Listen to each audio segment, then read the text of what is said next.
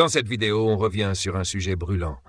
Les incidents explosifs qui ont suivi le match de Coupe de la Confédération entre le Jaraf Dakar et l'USM Alger. Un match qui s'est terminé sur un score nul, mais qui a laissé le stade dans un chaos total. Vous êtes prêts? Accrochez-vous, parce que ce qui s'est passé est tout simplement hallucinant. Alors, dimanche 8 décembre 2024, au Sénégal, le match s'annonçait tendu. Mais personne n'aurait pu imaginer que ça finirait comme ça. La Confédération africaine de football, la CAF, n'a pas tardé à réagir en publiant un communiqué officiel dès le lendemain. Ils ont transmis l'affaire à leurs instances compétentes pour des investigations complètes et un examen détaillé des faits. Bref, ça sent la grosse enquête. Tout a commencé avec les supporters de l'USM Alger qui ont décidé d'enflammer, littéralement, l'ambiance en allumant des fumigènes.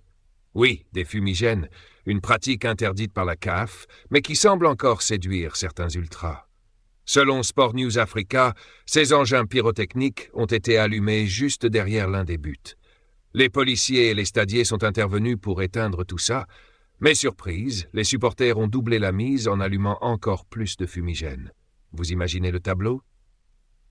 Les choses ont dégénéré quand un supporter a essayé de passer un plexiglas pour changer de zone dans le stade. Là, c'est parti en vrille.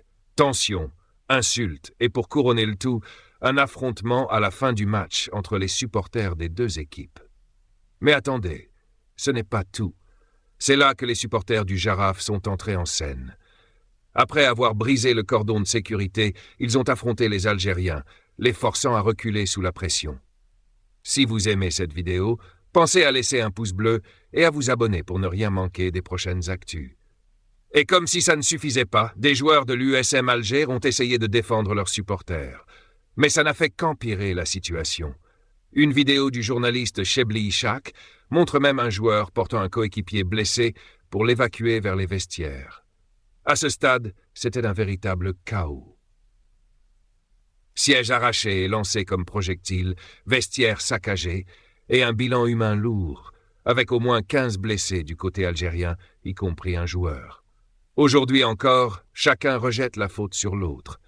Un rapport officiel évoque les fumigènes et les projectiles des Algériens, mais aussi la rupture du cordon de sécurité par les Sénégalais. L'USM Alger a publié un communiqué pour dénoncer les violences, tandis que le Jaraf reste silencieux. Cette affaire montre clairement qu'il est urgent de renforcer la sécurité dans les stades. On ne peut plus permettre de tels débordements. Dites-nous en commentaire ce que vous pensez de cette situation, et on se retrouve très vite pour une nouvelle vidéo.